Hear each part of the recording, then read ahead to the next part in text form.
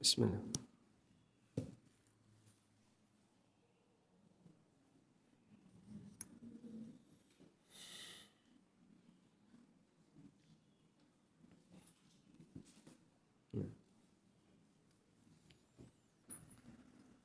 Assalamualaikum warahmatullahi wabarakatuh.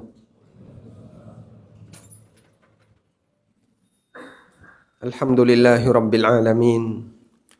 Wassalatu wassalamu ala ashrafil mursalin. Nabiyyina wa maulana Muhammadin wa ala alihi wa sahbihi ajma'in. Wa ashhadu an la ilaha illallah wahdahu la syarika lah. Wa ashhadu anna Muhammadan abduhu wa rasuluh. Sallallahu alaihi wa ala alihi wa sahbihi wa man tabi'al huda ila yaumiddin. Alhamdulillah, puji syukur kita haturkan kehadirat Allah Azza wa Jal di kesempatan subuh yang cerah dan indah di Masjid Al-Falah, Tembalang Pesona Asri, Kota Semarang. Allah Subhanahu wa taala kumpulkan kita dalam rangka untuk belajar bersama. Semoga Allah jadikan ini sebagai forum yang barokah. Kajian kita sebagaimana yang disebutkan dalam pengumuman, insyaallah akan membahas hikmah besar di balik syariat kurban. Meskipun kajian ini tidak tercantum dalam buku fikih kurban, karena kalau buku ini lebih membahas dari sisi ahkam fiqhiyah, hukum dalam masalah aktivitas kurban. Namun nanti kita akan menggali hikmah ini dengan membaca firman Allah Subhanahu wa taala yang menceritakan tentang kurban yang dilakukan oleh Nabi Ibrahim alaihissalatu wassalam. Beliau menyembelih siapa? Putranya sebagai pelaksanaan perintah Allah Subhanahu wa taala. Dan di bagian awal dari buku ini kami sebutkan sedikit pesan iman. Di situ akan mengingatkan kepada kita akan betapa besarnya nilai iman yang dimiliki oleh seorang hamba. InsyaAllah akan kita singgung setelah kita membaca cerita tentang kurbannya Ibrahim alaihi salatu wassalam. Baik, namun sebelumnya tadi Takmir sudah menyediakan buku gratis khusus untuk takmir masjid yang lain. Ada berapa, Pak? Ada banyak ya. Yang berasal dari masjid yang lain atau jadi panitia kurban di masjid yang lain. Di sebelah kanan ini ada minimal berapa tadi? Boleh 2. Dari mana, Pak? Oh sudah, 1 tambah 1. Yang satunya hadiah. Ada lagi? Sudah punya, Pak? Belum. Dari masjid mana? As-Solihin. Insyaallah dapat 2. Ada lagi? Masjid Al-Hikmah. Ini untuk masjid ya.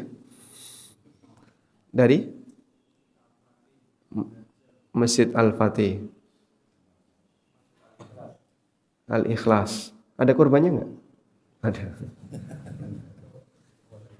Ada lagi? Bapak? Masjid Al-Huda. Habis. Oh, Masya Allah. Mungkin satu-satu dulu boleh? Nah. Masjid Nurul Huda. Al-Huda. Boleh ini satu.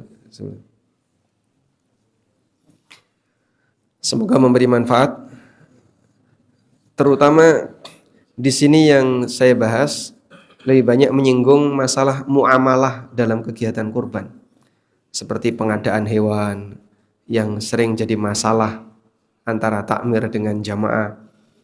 Termasuk juga berkaitan dengan jatah khusus yang diberikan untuk para panitia. Itu banyak kami bahas secara detail di buku ini.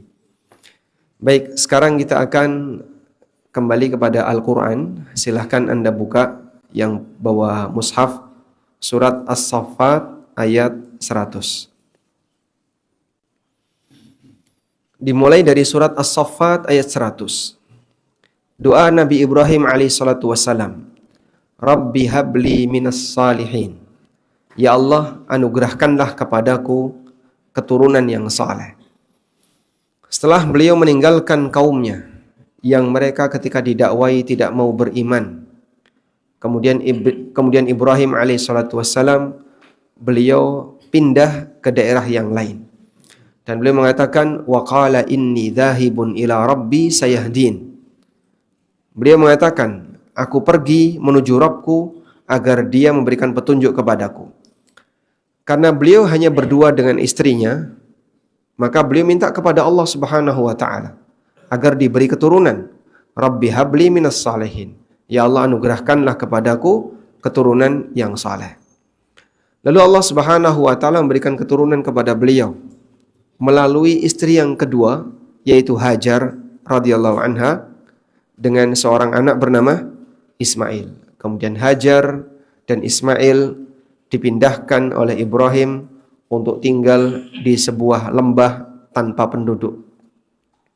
Sebagaimana yang beliau ucapkan dalam doa beliau, Rabbana inni askantu min dzurriyyati biwadin ghairi dzi zar'in inda baitikal muharram. Rabbana liyuqimus shalah.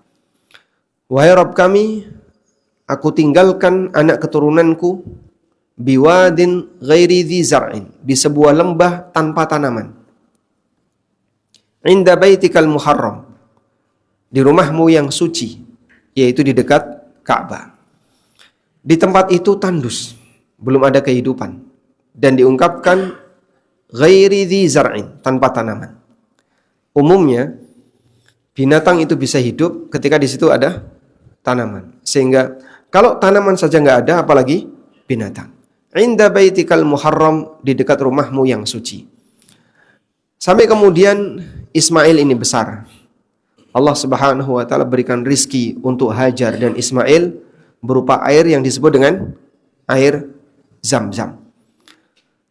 Lalu Allah Subhanahu wa taala mengatakan, "Falamma balagha ma'ahu as-sa'ya." Ketika anak yang Allah berikan kepada Ibrahim itu balagha ma'ahu as-sa'ya, telah mencapai usia as-sa'yu.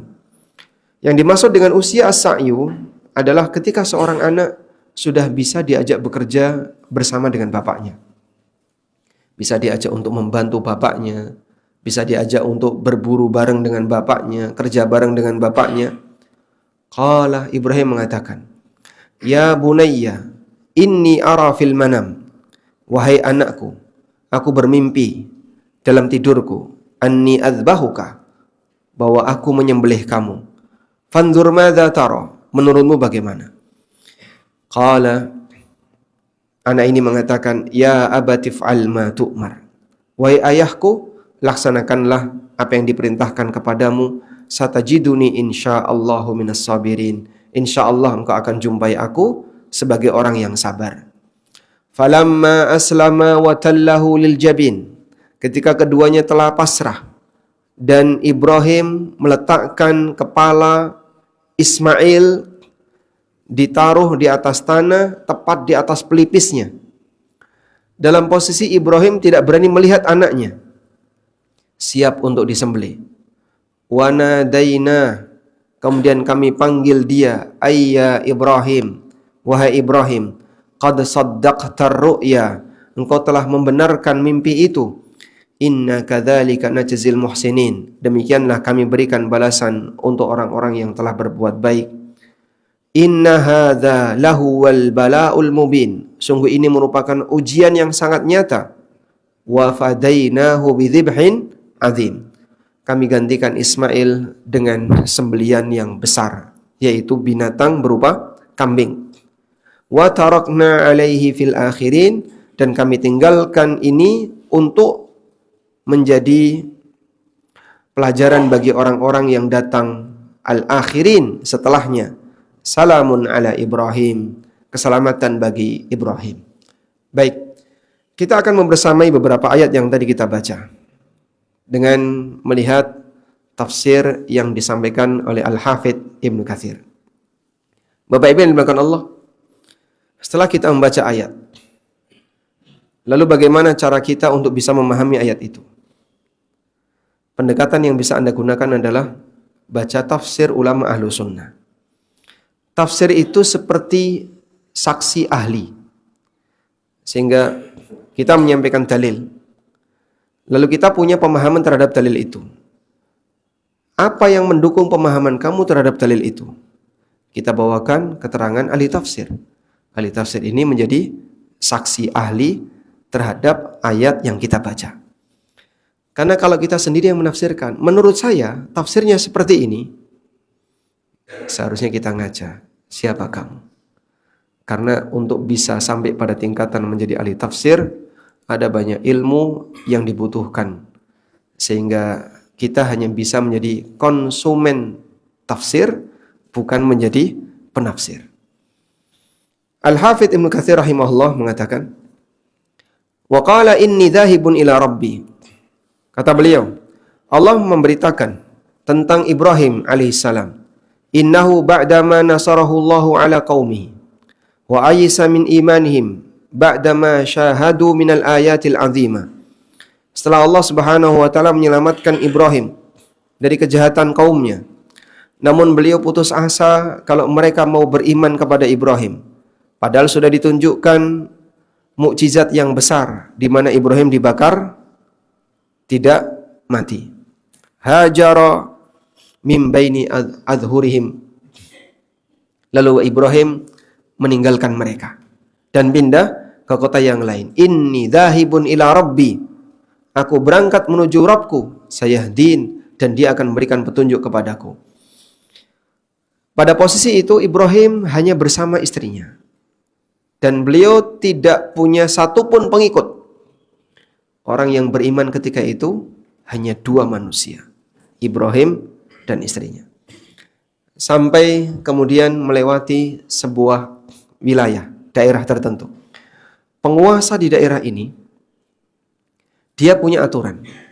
Siapapun yang lewat di daerah ini dan dia membawa istrinya, maka orangnya dibunuh dan istrinya dijadikan selir raja. Ibrahim bersama Sarah lewat di daerah itu.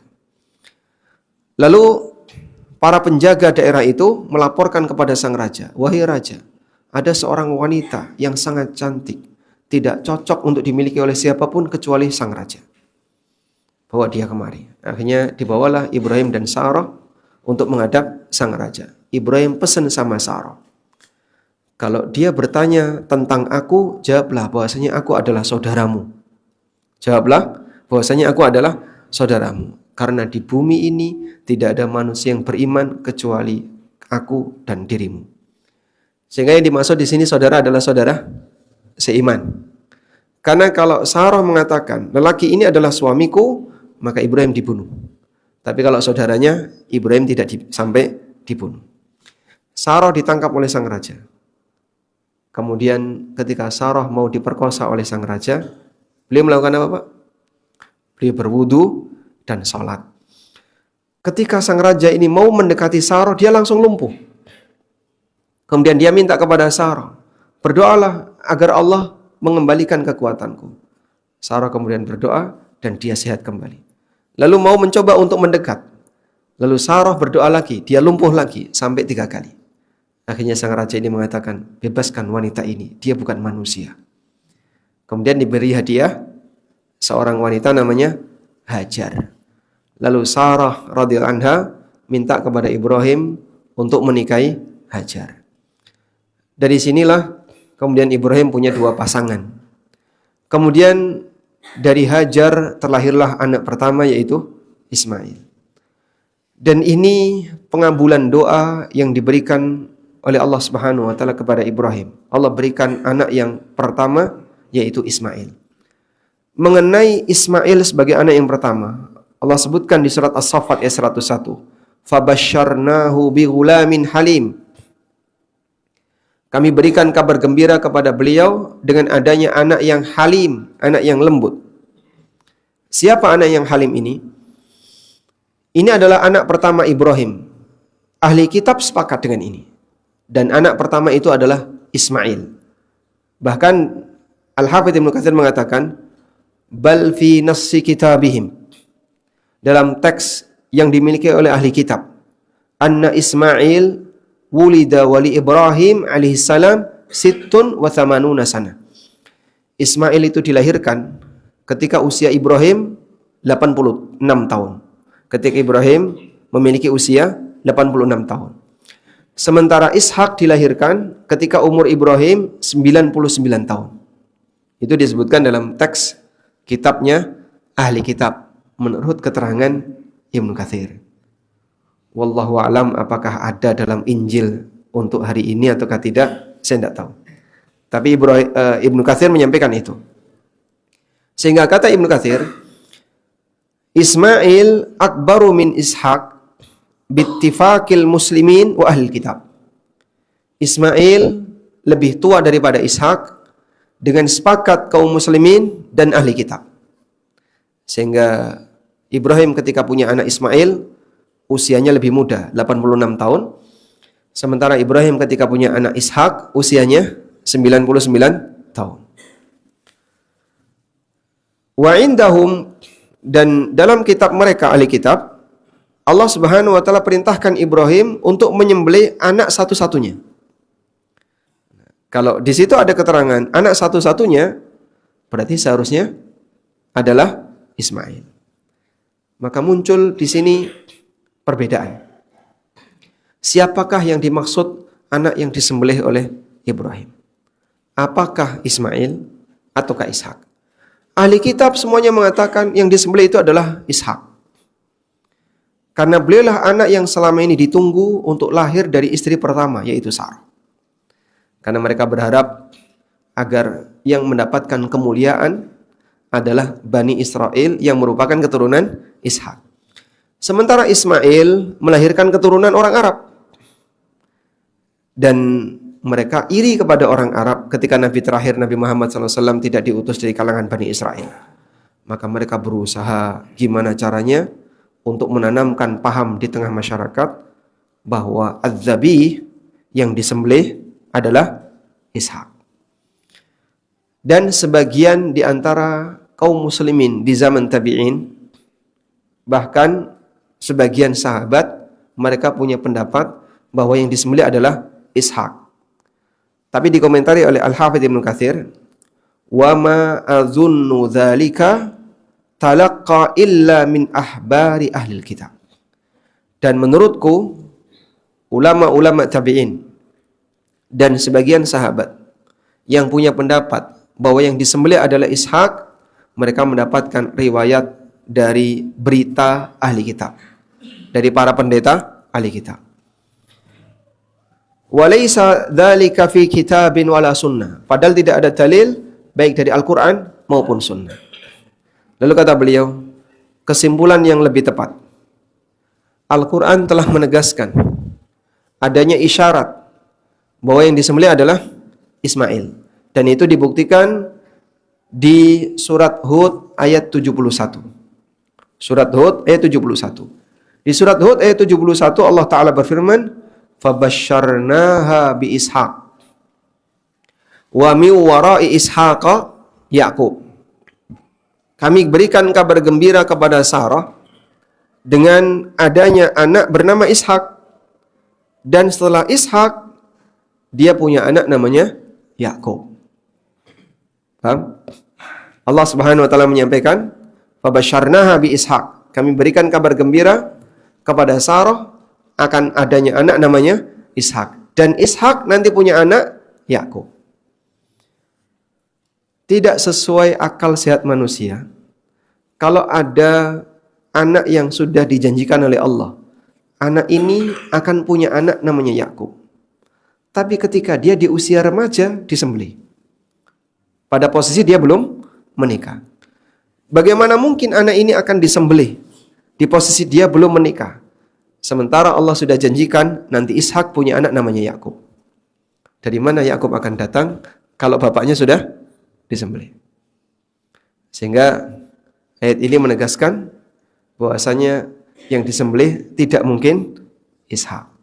Karena saat Allah Subhanahu wa taala memberi kabar gembira akan adanya anak bernama Ishak, Allah mengatakan setelah Ishak ada anak namanya Yakub.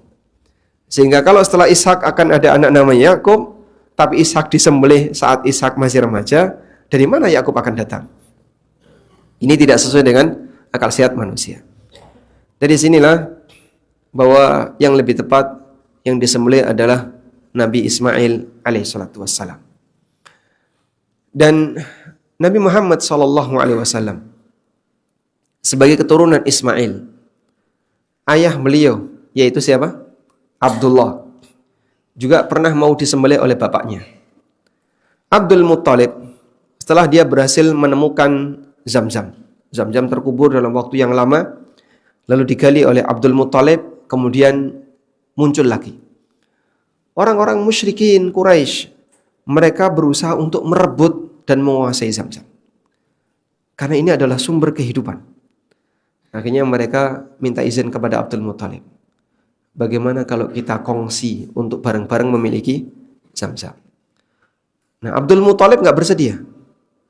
Namun yang jadi masalah, anak laki-laki Abdul Muttalib jumlahnya sedikit. Akhirnya dia bersumpah, jika Allah Subhanahu wa taala menganugerahkan 10 anak laki-laki, maka salah satu di antara mereka akan disembelih. Allah kabulkan, dia punya 10 anak laki-laki. Setelah dikabulkan punya 10 anak laki-laki, maka diundi dari 10 anak laki-laki ini untuk disembelih. Keluarlah nama Abdullah. Akhirnya Abdullah kecil digelendeng oleh Abdul Muttalib untuk disembelih. Di perjalanan dihadang oleh orang-orang kafir yang lain, oleh kaum Quraisy yang lain. Jangan kau lakukan. Loh, kenapa? Aku akan membuktikan kebenaran dari nadarku. Aku sudah bernadar, kalau terlahir 10 anak laki-laki akan aku sembelih salah satu. Jangan kau lakukan. Karena kalau kau melakukan ini, nanti akan ditiru sama orang yang lain. Sehingga menjadi tradisi. Sebagaimana mereka punya tradisi mengubur hidup-hidup anak perempuan.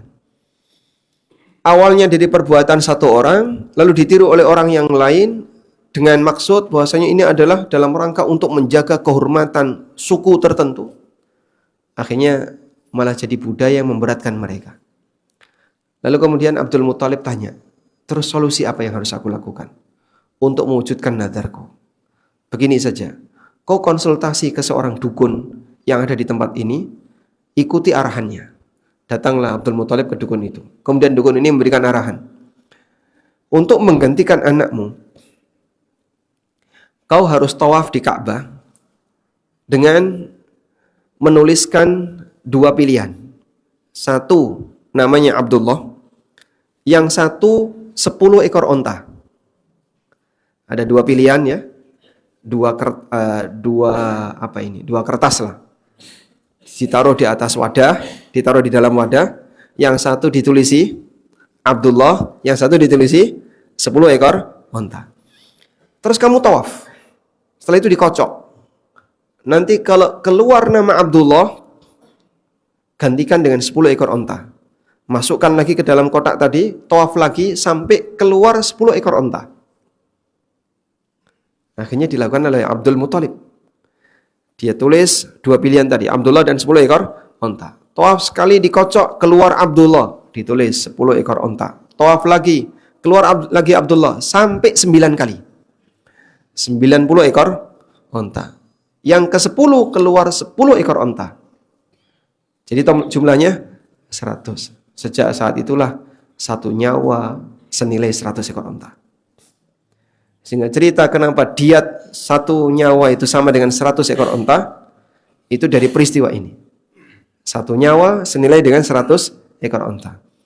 Akhirnya Abdul Muttalib menyembelih 100 ekor onta sebagai ganti dari Abdullah, sehingga Abdullah nggak jadi disembelih. Maka Nabi Muhammad SAW bergelar Ibnu Dzabihatain, putra dari 2 manusia yang mau disembelih. Yang satu Ismail, yang satu Abdullah. Baik. Kemudian Ibrahim menyampaikan kepada Ismail, falamma balagha ma'ahu sa'ya. Ketika Ismail sudah mencapai usia remaja, qala, Ibrahim mengatakan kepada putranya, ya bunayya, inni ara fil manam. Wahai putraku, aku bermimpi. Anni adzbahuka, aku menyembelih kamu. Fandur madza tara, menurutmu bagaimana? Di sini Ibrahim alaihissalam, beliau bermimpi menyembelih anaknya, dan mimpinya para nabi itu wahyu. Beda dengan mimpi manusia biasa. Mimpi kita bercampur dengan basah. Sehingga bukan wahyu ya. Sebagaimana keterangan yang pernah disampaikan dalam hadis riwayat Ibnu Abi Hatim dari Ibnu Abbas radhiyallahu anhuma, Rasulullah SAW pernah bersabda, "Ru'yal anbiya fil manami wahyun." Mimpi para nabi ketika tidur adalah wahyu. Dan ada satu surat yang didapatkan oleh Rasulullah SAW melalui mimpi. Surat apa itu? Yang tadi dibaca oleh imam. Inna a'tayna kal kautsar.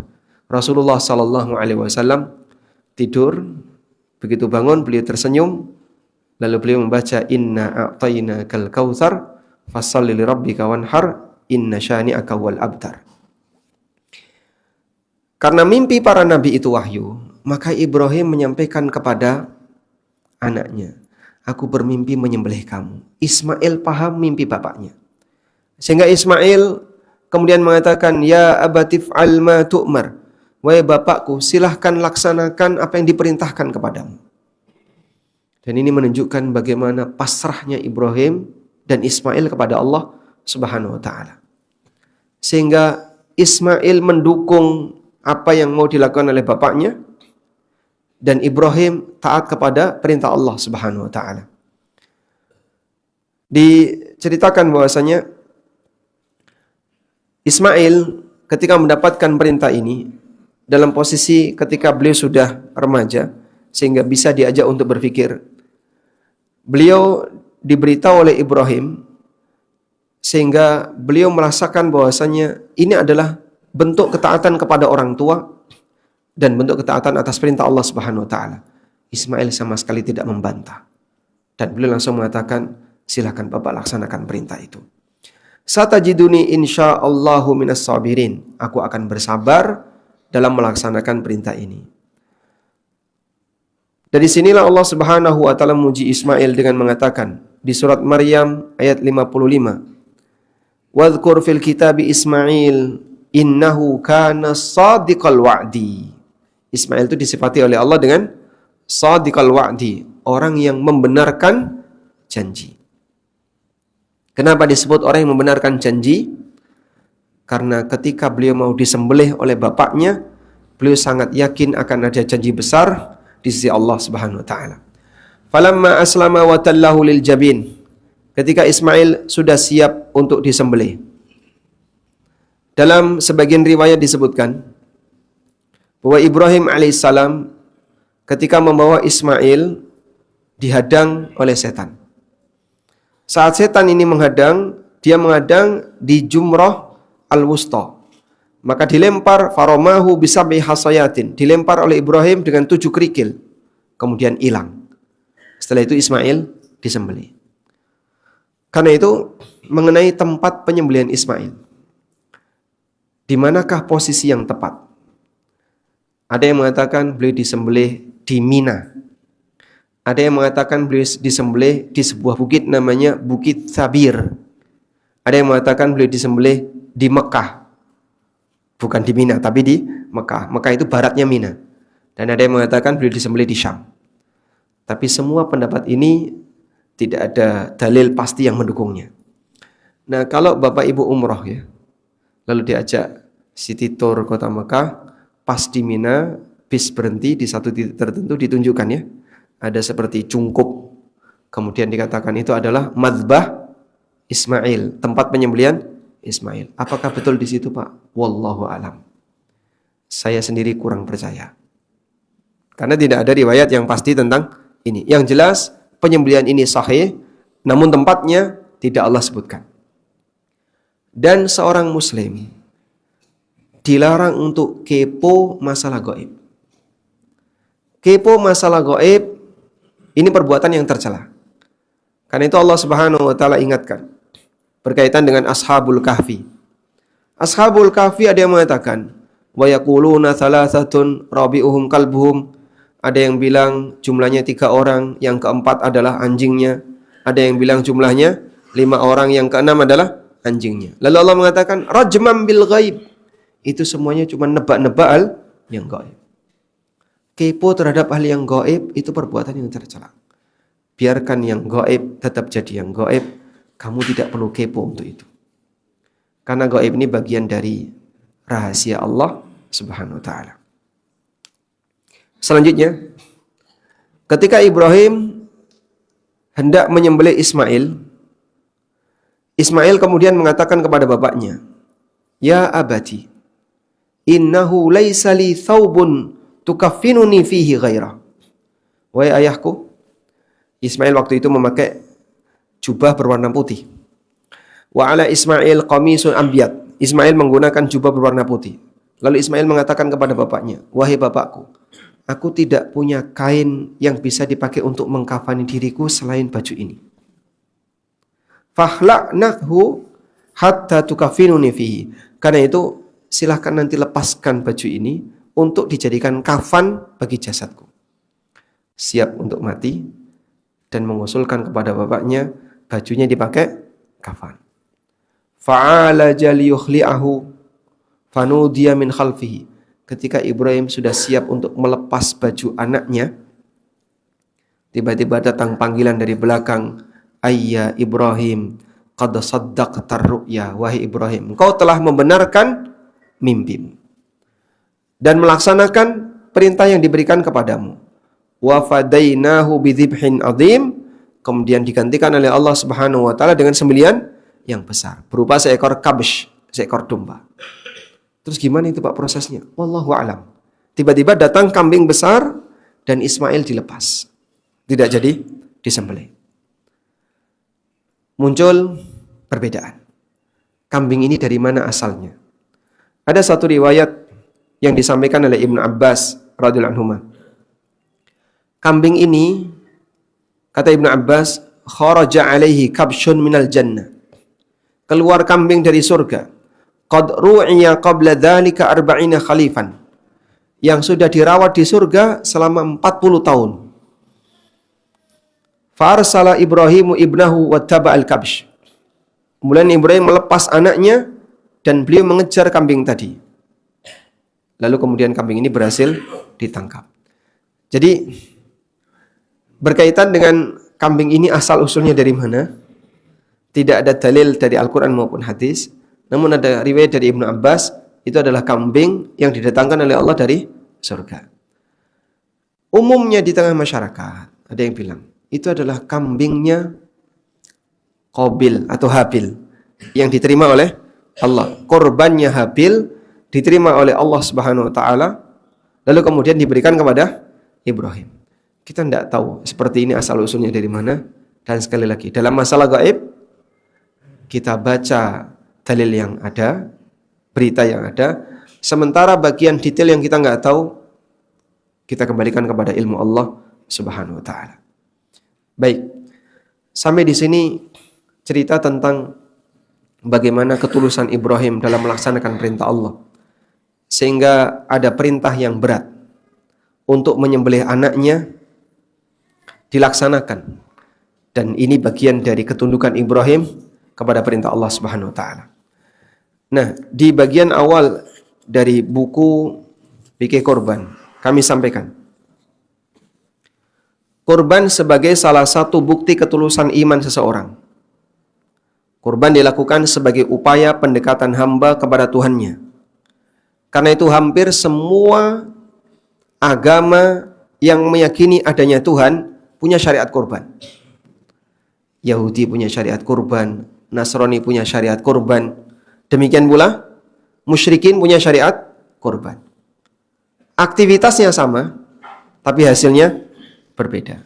Yang satu mengantarkan orang menuju surga, yang satu dia menyembelih untuk selain Allah dan akan mengantarkan dirinya menuju neraka. Karena itu, kita bersyukur kepada Allah dengan adanya iman.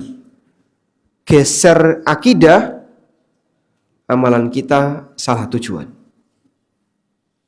Sehingga kalau kita tidak punya iman, mungkin kambing yang kita sembelih akan kita persembahkan untuk berhala. Kalau kita tidak punya iman, mungkin sapi yang kita sembelih kita persembahkan untuk makhluk gaib seperti jin. Dan sejatinya itu adalah perbuatan kesyirikan. Karena itulah Allah Subhanahu wa taala jadikan kurban sebagai syiar agama. Seperti yang Allah tegaskan di surat Al-Hajj ayat 36. Wal budna ja'alnaha lakum min sya'airillah. Lakum fiha khair. Onta-onta itu kami jadikan untuk kalian sebagai syiar agama Allah. Lakum fiha khair. Di sana kalian bisa mendapatkan banyak kebaikan. Bentuk mendapatkan banyak kebaikan adalah dengan melaksanakan kurban, kau melaksanakan syiar agama Allah. Yang ini menjadi pembeda antara mukmin dengan musyrik. Maka dari sinilah kita layak bersyukur kepada Allah dengan adanya nikmat iman. Dan kita mengikuti jejak orang soleh, Ibrahim alaihissalam, yang dulu beliau melakukan kurban tertinggi dalam sejarah hidup manusia, yaitu menyembelih anaknya. Seperti ini syariat yang sudah tidak lagi berlaku. Itu hanya khusus untuk Ibrahim. Pak, kalau kita bermimpi seperti itu gimana Pak? Rasa digubris. Itu datang dari setan. Sebab manusia tentu saja tidak boleh membunuh siapapun tanpa alasan yang dibenarkan, dan agama tidak menyuruh orang tua untuk menyembelih anaknya. Mengingat kurban adalah syiar agama, maka memaksimalkan pelaksanaan kurban bagian dari bentuk mengagungkan syiar agama Allah yang menjadi bukti ketakwaan seseorang. Sehingga kalau orang berkurban dengan maksimal mengikuti sunnah Nabi SAW, nilai pahalanya akan semakin besar. Dzalika wa may yu'azzim sya'airallah fa innaha min taqwal qulub. Siapa yang mengagungkan syiar agama Allah, sesungguhnya itu bagian dari bentuk ketakwaan yang ada dalam hati. Ada pertanyaan. Mana yang lebih baik? Kurban 1/7 sapi ataukah seekor kambing? 1/7 sapi atau seekor kambing? Kambing. Kenapa? Jumlah dagingnya banyak mana? 1/7 sapi dengan seekor kambing banyak mana dagingnya? Banyak? Banyak sapi. Seekor sapi dengan 7 kambing lebih banyak sapi. Mana yang lebih afdol? 1/7 sapi atau seekor kambing? Kenapa seekor kambing? Padahal banyak daging. Nah, disinilah kita paham ya, bahwasanya dalam kurban itu bukan masalah kuantitas jumlah daging. Pertimbangannya bukan dari sisi kuantitas jumlah daging, tapi bentuk penghambaan kepada Allah dengan aktivitas menyembelih. 1/7 kambing atau 1/7 sapi berarti 1 ekor 7 orang. Yang disembelih 1 nyawa. Tapi kalau 7 kambing yang disembelih 7 nyawa. Dan kurbannya Nabi SAW itu utuh 1 nyawa. Beliau tidak pernah kurban 1/7 onta, 1/10 onta, atau 1/7 sapi. Kurban beliau utuh. Kadang beliau kurban sekian onta, kadang beliau kurban sekian kambing, tapi beliau tidak ikut urunan. Allah Subhanahu wa taala mengatakan, "La yanalallaha luhumuha wala dima'uha walaki yanaluhu taqwa minkum." Yang sampai kepada Allah itu bukan dagingnya, bukan darahnya, tapi ketakwaan kalian. Maka kurban nilai pahalanya berbanding lurus dengan nilai ketakwaan. Makin bertakwa ketika kurban, makin besar pahalanya. Dan bentuk nilai ketakwaan diukur dari keikhlasan. Semangat untuk memilih yang terbaik. Sehingga saat dia pengadaan hewan nggak asal-asalan. Misalnya ada kambing yang bagus, kambing yang kurang bagus. Regane beda. Yang penting sah. Bukan yang penting sah. Anda pilihkan yang terbaik, bagian dari usaha takwa. Kalau yang penting sah, ya memang ada kurban minimalis. Tapi tentu saja bukan itu. Namun maksud kita adalah bagaimana kita bisa berkorban dengan yang terbaik. Dan bisa melaksanakan kurban sesuai sunnah, lebih bertakwa. Walaupun mungkin dari sisi pertimbangan yang lain, bagi sebagian orang ini kayaknya kurang maslahat. Misalnya, mana yang lebih baik? Ngirim kurban keluar atau sembelih sendiri? Sembelih sendiri. Kenapa? Karena sunnah Nabi SAW menyembelih sendiri. Dengan menyembelih sendiri bisa makan hasil kurbannya. Dan para ulama beda pendapat. Apakah makan hasil kurban itu wajib ataukah mustahab? Kalau yang berpendapat wajib, berarti kan tidak boleh ngirim duit ya. Kamu kurban di sana, nanti tinggal info saja kalau hewannya sudah disembelih. Sehingga dia tidak bisa makan dagingnya. Kalau ini pendapatnya wajib. Kalau dia mengikuti pendapat yang wajib. Walaupun pendapat jumhur ulama bahasanya makan daging kurban hukumnya anjuran. Wallahu alam. Mungkin itu yang bisa kita sampaikan sebagai pengantar. Semoga apa yang kita bahas ini bermanfaat. Ada sisa waktu mungkin 10 menit kita kembalikan ke jamaah. Wassallallahu ala nabiyyina Muhammadin wa ala alihi wa sahbihi wasallam.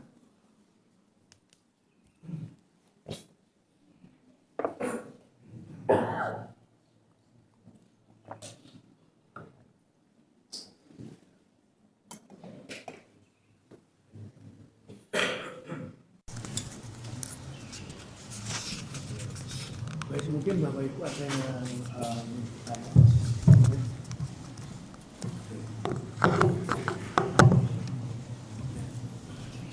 Silakan. Baik, assalamualaikum warahmatullahi wabarakatuh. Waalaikumsalam. Menyambung yang terakhir tadi Ustaz, asbabun nuzul munculnya fikih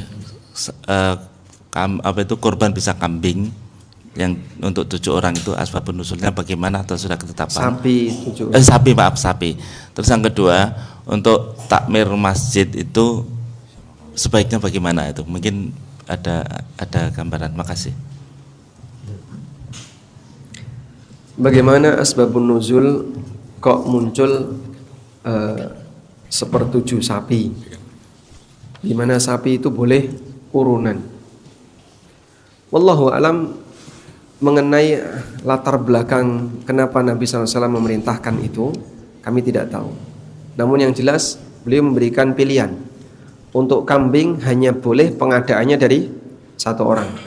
Tapi untuk binatang yang lebih mahal seperti sapi dan onta, pengadaannya bisa urunan. Sehingga mereka bermusyarakah, kongsi memiliki satu binatang yang harganya mahal. Dan dulu para sahabat melakukan itu. Sehingga 1 ekor onta yang harganya mahal, sahabat urunan. Untuk sapi maksimal 7. Untuk onta ada 2 pendapat. Ada yang mengatakan maksimal 10 dan ada yang mengatakan sama seperti sapi, maksimal 7. Dan ini sebagai bentuk syariat yang meringankan kaum muslimin. Sehingga kalau mereka misalnya tidak sanggup untuk beli seekor sapi sendirian, maka bisa kongsi dengan yang lain. Dan hukum berlaku walaupun kita tidak tahu sebab kenapa hukum itu datang. Artinya bahwasanya yang jadi pelajaran adalah al-i'tibar bi umumil lafadz la bi khususi as-sabab. Yang jadi hukum adalah makna umum dari lafadz, bukan yang terbatas pada sebab. Sehingga walaupun kita tidak tahu sababul wurud dari hadis itu, tapi hukum ini berlaku untuk selamanya. Selanjutnya yang kedua, apa tadi? Mendapatkan. Nah,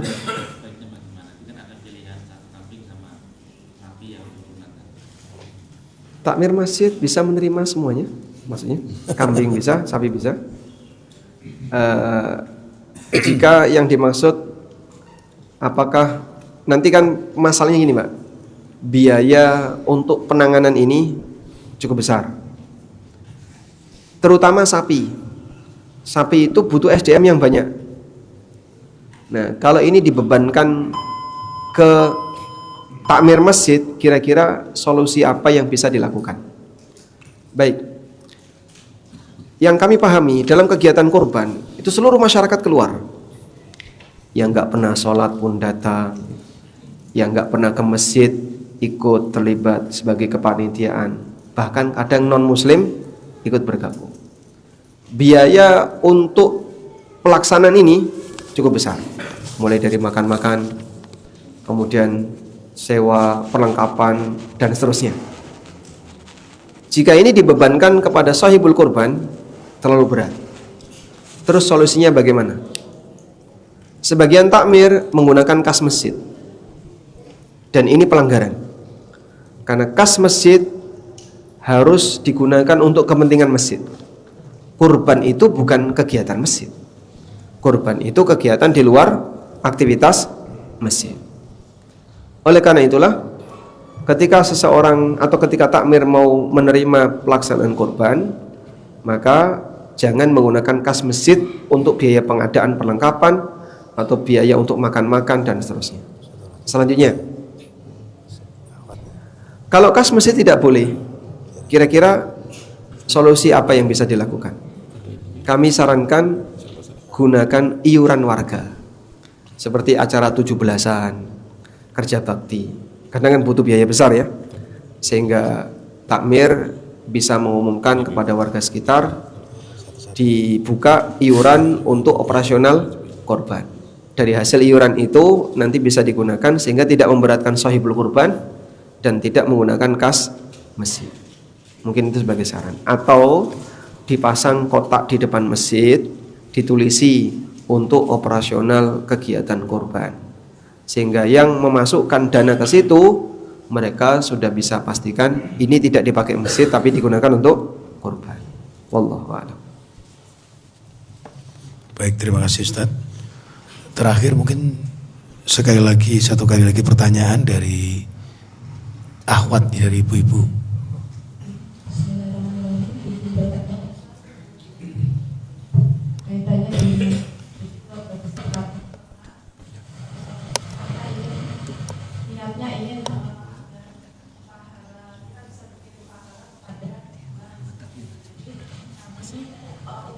Untuk ini untuk kurban bahas seperti itu Ustaz. Ini sebenarnya bolehkan apa tidak Ustaz, kalau ini ada beberapa pendapat afdolnya seperti apa Ustaz? Baik. Di buku sudah kami sebutkan ya mengenai hukum kurban atas nama mayit. Ulama memberikan rincian.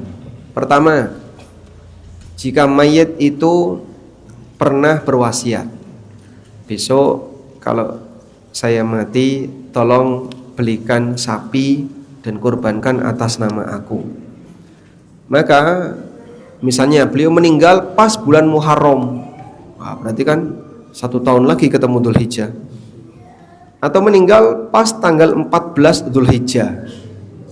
Tadi janjinya besok kalau saya meninggal, belikan seekor sapi, kurbankan atas nama aku. Meninggalnya 14 Dzulhijjah. Berarti nyembelihnya kapan? Ya, setahun yang akan datang. Nah, keluarga dalam hal ini wajib menyisihkan harta warisan yang dimiliki oleh mayit senilai harga sapi untuk nanti tahun depan dipakai beli sapi. Karena wasiat didahulukan sebelum bagi waris. Sehingga harta mayit tidak boleh dibagikan warisannya sebelum wasiat ditunaikan. Berdasarkan firman Allah Ta'ala, min ba'di wasiyatin yusi biha audain, setelah ditunaikan wasiat dan diselesaikan utang. Ulama sepakat mayit yang berwasiat korbannya harus dilaksanakan. Yang kedua, mayit tidak pernah berwasiat. Untuk kasus yang kedua, mayit tidak pernah berwasiat, apakah boleh berkorban atas nama mayit? Ada 2 rincian. Pertama, mayit digabungkan korbannya dengan orang yang hidup. Misalnya, si A punya anak yang sudah meninggal atau punya istri yang sudah meninggal. Lalu dia berkorban, ini korban atas nama diriku dan seluruh anggota keluargaku. Maka pahalanya mencakup semua anggota keluarganya, baik yang hidup maupun yang sudah meninggal. Seperti yang dilakukan oleh Nabi SAW. Beliau berkorban, hadza minni walaka, hadza minka walaka anni wa an ahli baiti. Ini korban darimu, untukmu, atas nama aku dan seluruh anggota keluargaku. Anggota keluarga Nabi SAW yang sudah meninggal siapa saja? Istri beliau ada 2 yang sudah meninggal sebelum beliau. Kemudian anak-anak beliau meninggal sebelum beliau. Maka beliau berkorban atas nama semua anggota keluarganya, baik yang masih hidup maupun yang sudah meninggal, semuanya dapat pahala. Yang kedua, Rincian yang kedua ya. Berkorban atas nama mayit tanpa melibatkan yang hidup. Jadi mayit sendiri. Misalnya ini korban atas nama bapak rahimahullah, atas nama ibu rahimahullah, dan seterusnya. Ulama beda pendapat dalam hal ini. Yang paling tegas dalam hal ini adalah Syafi'iyah, melarang total. Alasan Syafi'iyah, amal itu butuh niat, dan mayit tidak bisa berniat. Mayit tidak bisa berniat. Sehingga korban itu amal yang harus ada niat. Maka kalau dia berkorban atas nama mayit, gimana mayit berniat? Karena itulah dalam mazhab Syafi'i, jika bapak mau korban atas nama orang lain yang masih hidup, misalnya bapak punya anak yang tinggal di luar, terus dibelikan seekor kambing, maka orang tua ini harus memberitahu anak itu. Anak itu misalnya sudah berkeluarga, atau saudaranya yang ada di tempat yang lain, kowe wis tak tukokno wedhus siji. Nah itu harus memberitahu, kamu sudah saya belikan seekor kambing, akan saya korbankan atas nama kamu. Diberitahu sebelum penyembelihan. Tujuannya apa? Agar yang bersangkutan punya niat. Dia pasang niat kalau dia punya hewan korban di daerah Semarang, lalu disembelih di Semarang, maka setelah itu sah korbannya. Dan mayit nggak bisa seperti ini. Ini pendapat Syafi'iyah. Pendapat yang kedua, pendapat Hanafiyah dan Hambali. Sah berkorban atas nama mayit sendiri, tidak melibatkan yang hidup, walaupun dia tidak berwasiat. Sehingga kalau misalnya ada yang berkorban atas nama bapaknya yang sudah meninggal atau mbahnya yang sudah meninggal, bisa, walaupun tidak pernah berwasiat. Menurut pendapat yang kedua, wallahu a'lam. Kalau Anda bertanya mana dari dua pendapat ini yang lebih mendekati, saya lebih cenderung pendapat yang mengatakan hukumnya tidak boleh. Pertama, karena Rasulullah SAW tidak pernah kurban khusus atas nama keluarga beliau yang sudah meninggal.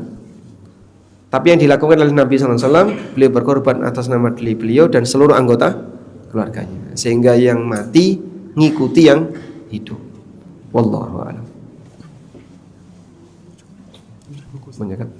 Baik, sampai di sini yang bisa kita sampaikan, dan ini ada beberapa hadiah buku. Mata menata wanita, ini yang untuk yang tanya tadi. Prinsip hidupku, yang rumahnya paling dekat dengan masjid. Ketua takmir. Yang paling dekat mana? Bapak? Pak Dedi. Oh, Pak Dedi. Bejane Pak Dedi. Rumahnya dalam masjid. Mas Rama. Marbot. Umur yang kedua, membahas tentang persiapan menjelang kematian. Yang paling senior umurnya. Pak Asrori. Bapak berapa? 71. Pinter Pak Muji? Oh, Pak Puji, ya. 83. Yang Puji, ya. Ada lagi? Di atas 83? 83 setengah ada? 83. Kode etik pengusaha muslim. Yang pengusaha ada? Pengusaha. Pertanyaannya, sebutkan rukun jual beli.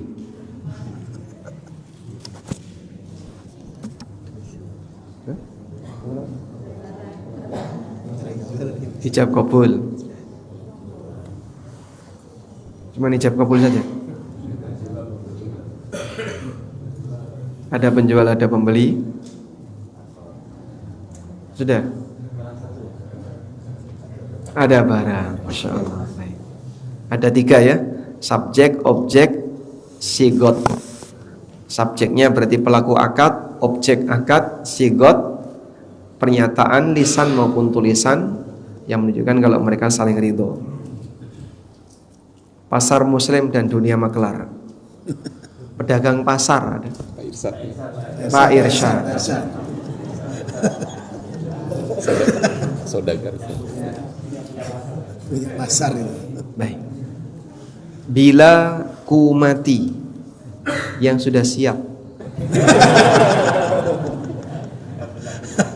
Semua udah siaga Pak Ustaz. Pertanyaannya, jelaskan dalil yang digunakan oleh Ibnu Katsir untuk menegaskan bahwa yang disembelih adalah Ismail dan bukan Ishak.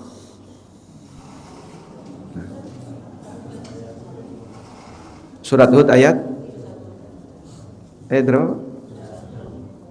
Kurang tepat. 71. Baik. Gimana bunyinya?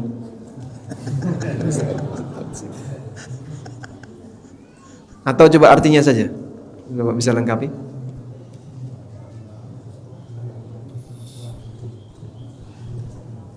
Oh baik, dialihkan Pak ya. Coba dilengkapi Pak. Gimana tadi? Setelah Ishak akan ada anaknya bernama Yakub. Sehingga tidak mungkin yang disembelih Ishak karena dijanjikan dia akan punya anak. Baik. Satu lagi. Yang paling jauh. Kayaknya dari Pati. Bapak Semarang. Jepara sama Pati jauh mana? Pati lebih jauh ya. Naik bis dari Pati naik bis. Insyaallah. Baik, dapat tadi. Dari tadi malam. Hadiah terakhir dari takmir, parfum. Untuk takmir aja ya. Untuk masjid sudah. Baik, demikian wasallallahu ala nabiyina Muhammadin wa ala alihi wa sahbihi wasallam wa akhiru da'wana alhamdulillahirabbil alamin. Wassalamualaikum warahmatullahi wabarakatuh. Waalaikumsalam warahmatullahi wabarakatuh.